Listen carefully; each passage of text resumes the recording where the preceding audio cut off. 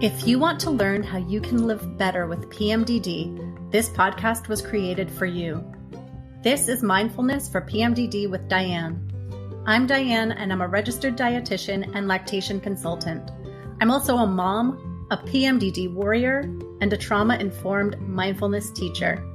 And this is where I discuss topics related to PMDD through the lens of mindfulness and meditation, and where I share all about how mindfulness has gotten me to a place of greater peace and acceptance with my PMDD. I also chat with people who have helped and inspired me along the way, so they can share their wisdom with you too. So let's get started.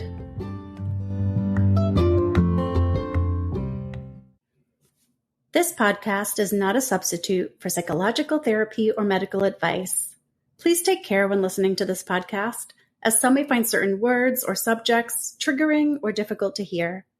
Take only what serves you and leave the rest behind. Hey everyone. Oh my gosh, it has been a crazy few weeks. First of all, a few weeks ago was diagnosed with seizures, which was quite a surprise, and yet on another level, it was not a surprise at all, because I have been having these episodes my entire 42, very nearly 43 years. I just always took them for granted. No one in my life really ever noticed them, let alone expressed concern. I don't think anyone ever noticed this was happening to me. And so I kind of just thought that I was always a very dizzy, sensitive, fainty kind of a person. And thankfully, recently, there was a nurse at a doctor's appointment that I went to who asked me some question when she was taking my medical history that maybe I have never been asked before, or maybe was asked in a different way, or maybe it was just her energy that led me to share. But something in that moment of giving her my history led me to mention these episodes I've always had as long as I can remember. And when I saw the doctor, he mentioned that it sounded like I was having, what did he call it?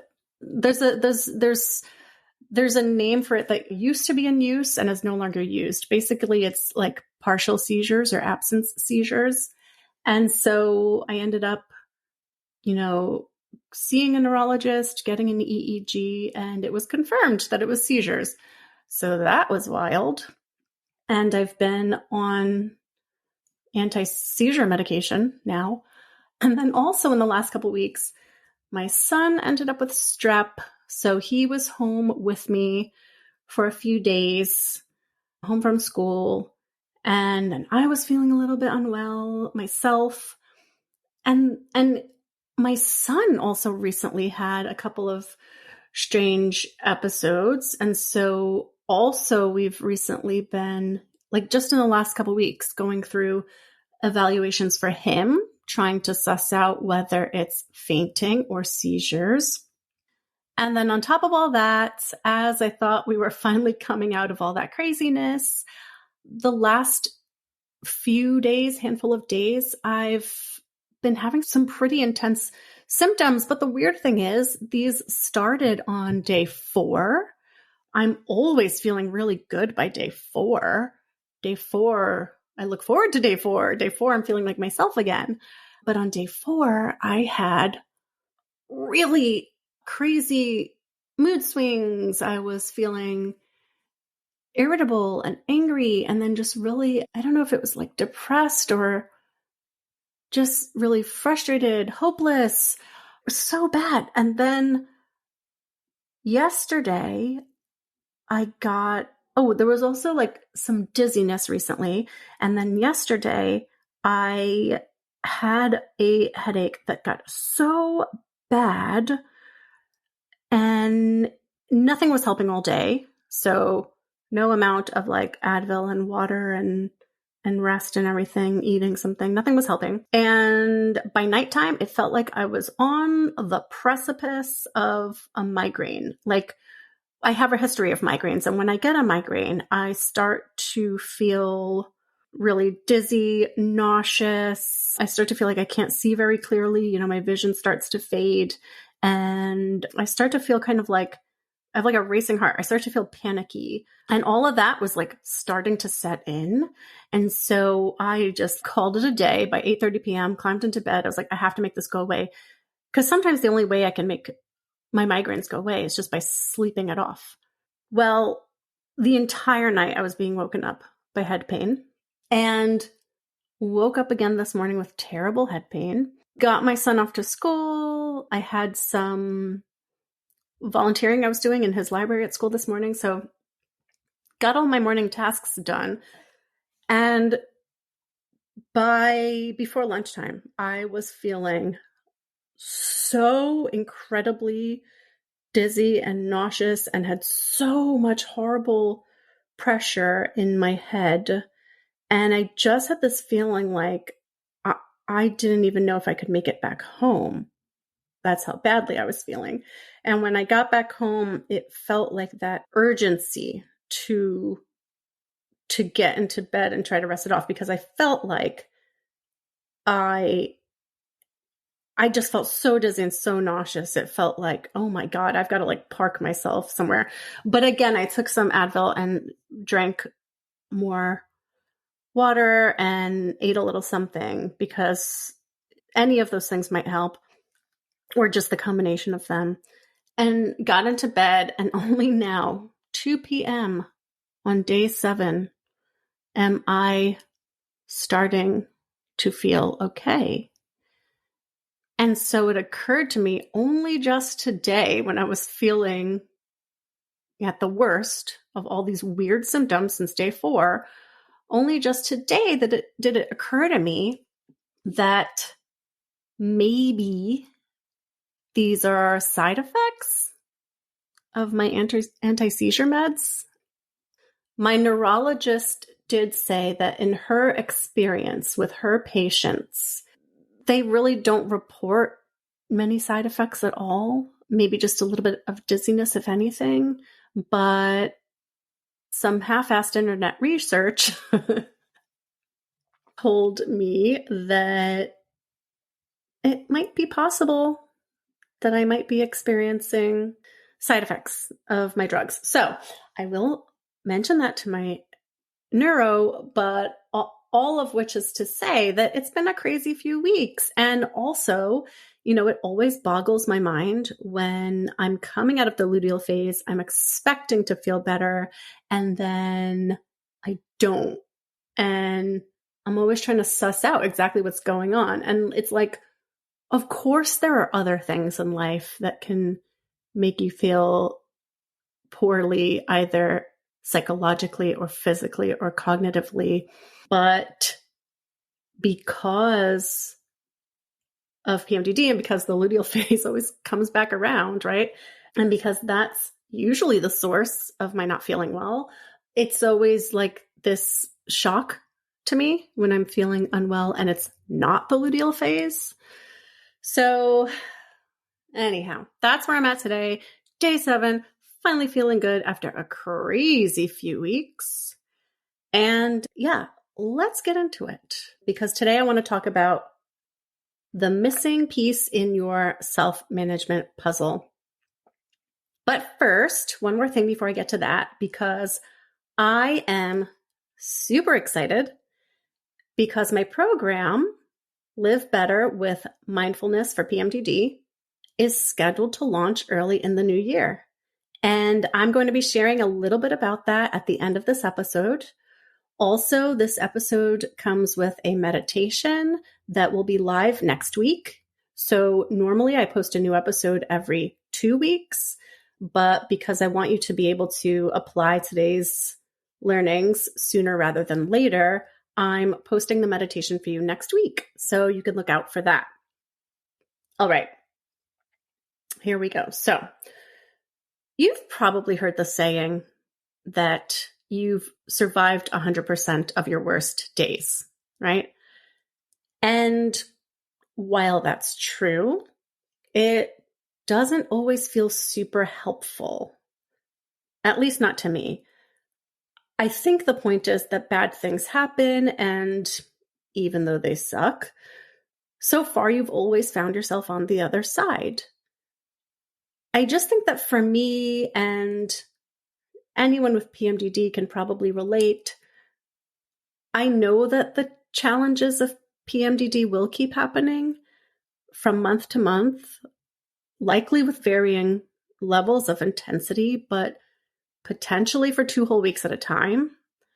And while I may end up on the other side, feeling like myself again in the follicular phase, there is still perhaps some destruction that may have come with past luteal phases and that may come as a result of future luteal phases.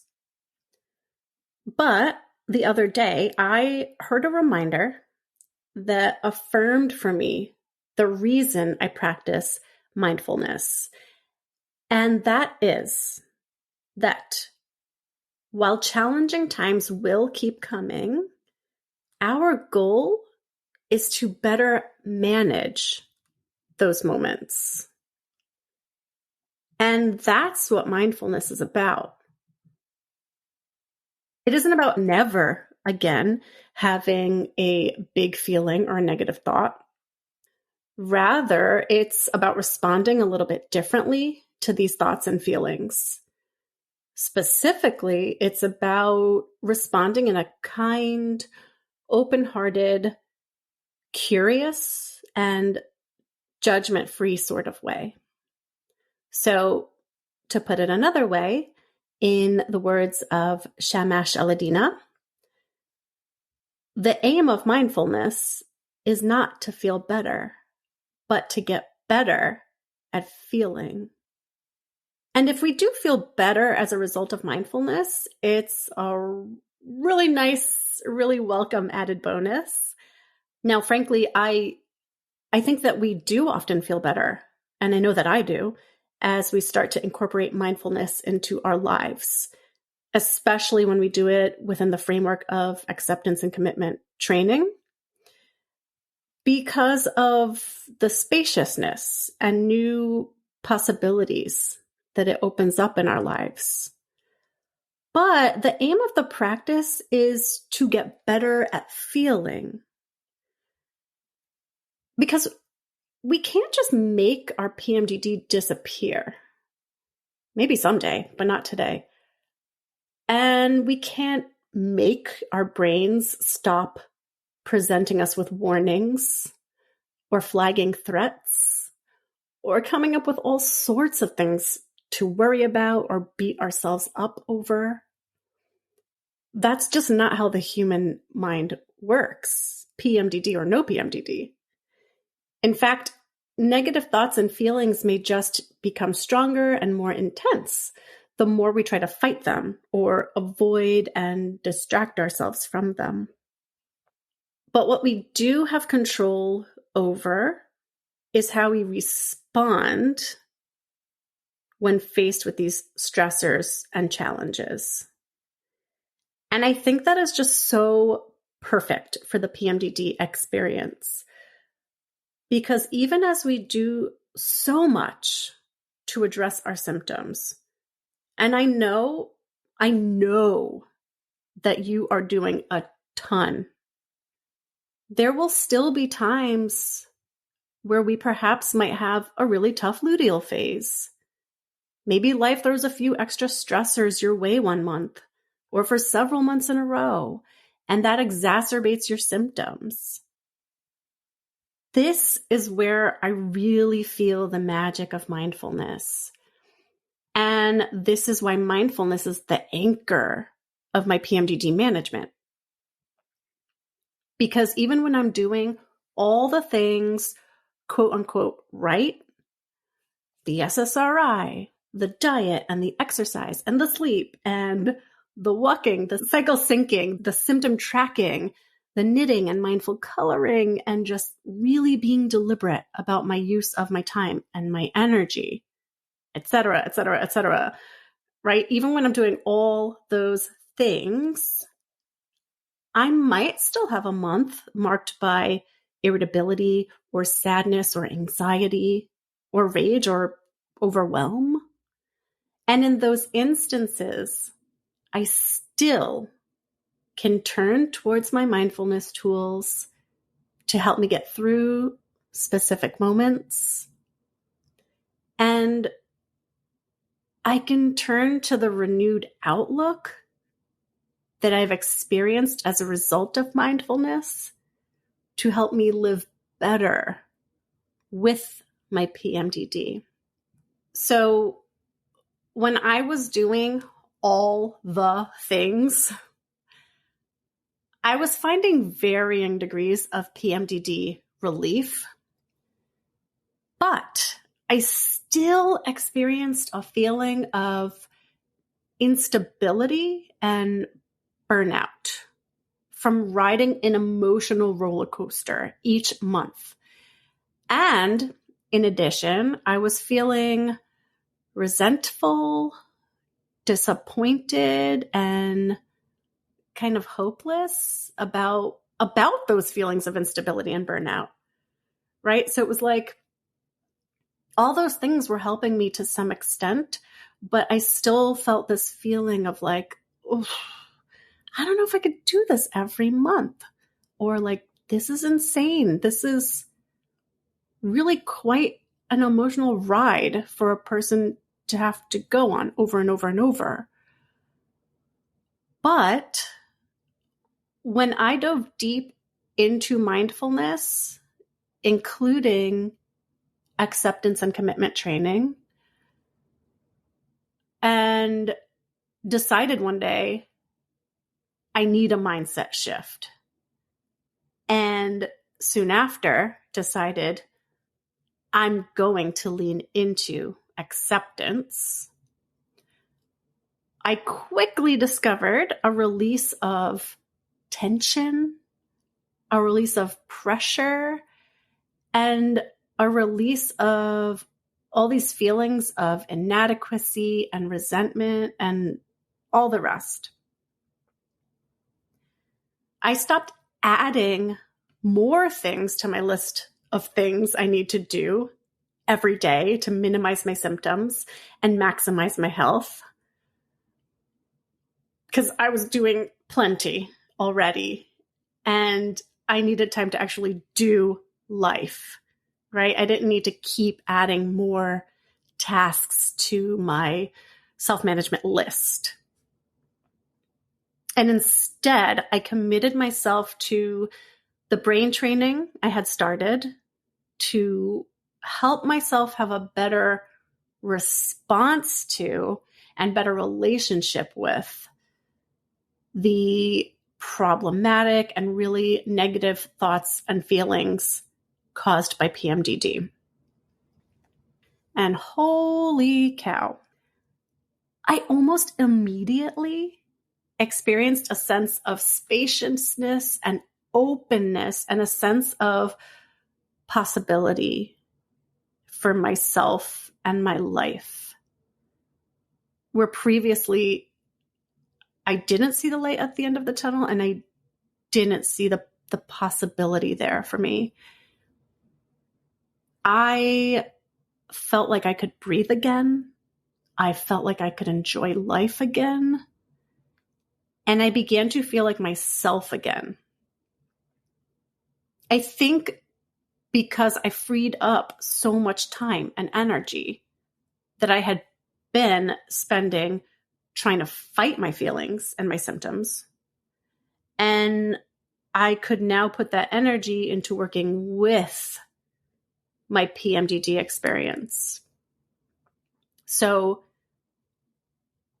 it was a time of realization of maybe it's not that there's another thing for me to do and another thing for me to do. And when I finally find that right thing to do is when I'm going to feel better.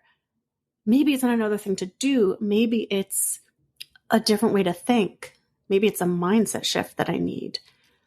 And it was also a time of this feeling of like, oh gosh, I've been fighting this thing, haven't I? I've been fighting PMDD. And that's why I'm so exhausted with it and so burned out and feel so helpless. And maybe what I need to do is figure out how to work with PMDD alongside it. Look, it's not that I don't still take my meds or talk to my therapist or take care of my diet and exercise and sleep, because I do. I do all those things.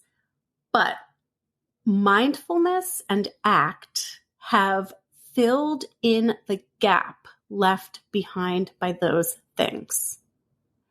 Mindfulness and ACT were the missing puzzle piece I was looking for all along.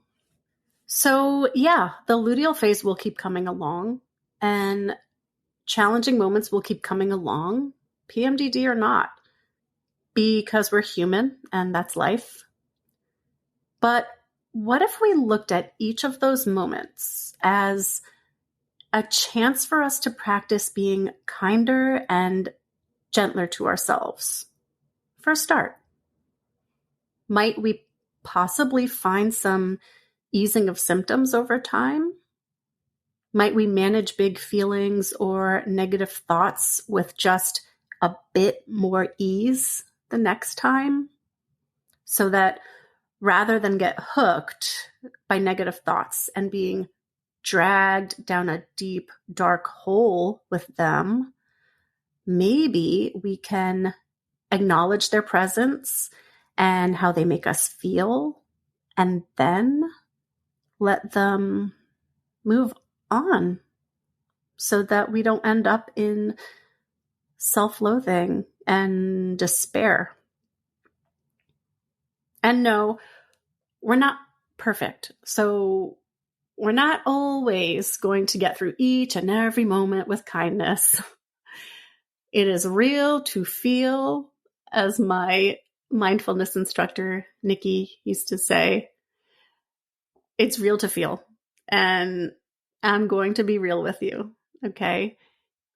But I offer you this thought to just consider whenever you're ready. I'm just going to put it out there.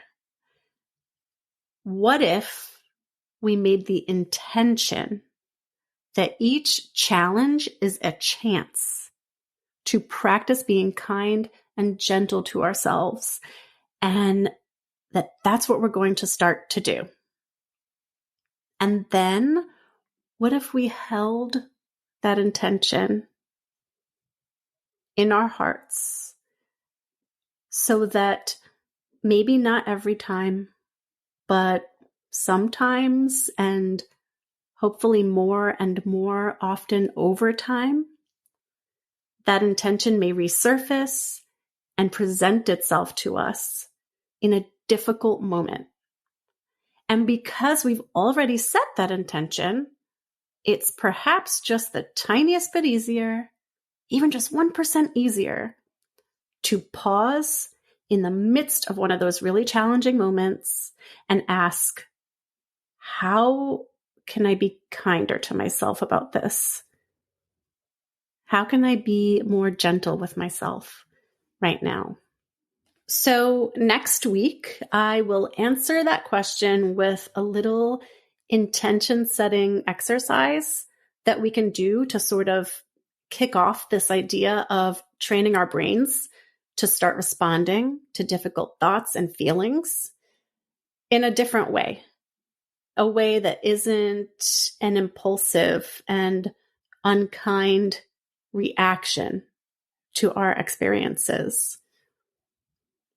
For now, though, I'm super excited to share that the link to join the waitlist for my program, Live Better with Mindfulness for PMDD, is live on my Instagram. So that's on Instagram at Mindfulness for PMDD. And you're just registering your interest, commitment free. This program can be helpful at any stage of your PMDD journey, whether you're looking to tame the flame of survival mode or change your relationship to your thoughts and feelings, or find more stability and acceptance in your PMDD experience. So hop over to the link tree on my Instagram at Mindfulness for PMDD. If you're curious to learn more about how mindfulness for PMDD may help you to find more peace and calm, feel more like yourself again, be an active participant in your own life again, improve relationships that have been impacted by PMDD. I built this program specifically for PMDD so that sessions and mindfulness exercises are kept short to fit better with the decreased capacity of someone in the luteal phase. Shorter time does not diminish the benefit of mindfulness. And in fact, small habits may be easier to stick with over time. So there can be great value in short mindfulness exercises. I will send small offerings or prompts or chats a few times a week to help with developing a practice that sticks, and accountability and guidance and support, because starting something new is always hard, but especially when you're feeling your worst. And I made sure that this program is really practical and applicable so that you can do these mindfulness exercises even when it feels like too much to sit still with your eyes closed and focused on your breathing. And even when you're feeling emotionally maxed out, or just pressed for time, or just like cognitively, you don't feel like you can handle a long and highly focused mindfulness exercise. So again, there's now a live interest page if you want to learn how mindfulness for PMDD may help you to develop a mindfulness practice you can actually stick with as a stress management tool for PMDD. Find a sense of relief from the resistance and resentment, anger, anxiety, and depression caused by PMDD, so you aren't so hooked by your negative thoughts and feelings. And how mindfulness for PMDD may help you to perhaps even experience a mindset shift to find greater compassion for yourself and acceptance of your PMDD. If this sounds like you and you want to learn more about how you can work with me to use mindfulness to live better with PMDD, then pop on over to my Instagram at Mindfulness for PMDD and click on the waitlist form in my links. You guys, thank you so much for sharing this time with me today. It really means a lot, but even more, I appreciate you for showing up for yourself. I can't wait to hear from all of you. And in the meanwhile, you can find our next meditation right here next week. See you then.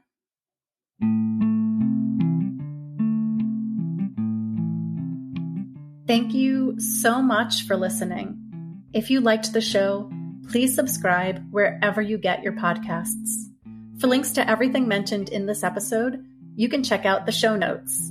And you can find me, Diane de Jesus, on Instagram at Mindfulness for PMDD. Now, I invite you to pause, take a breath, and look around.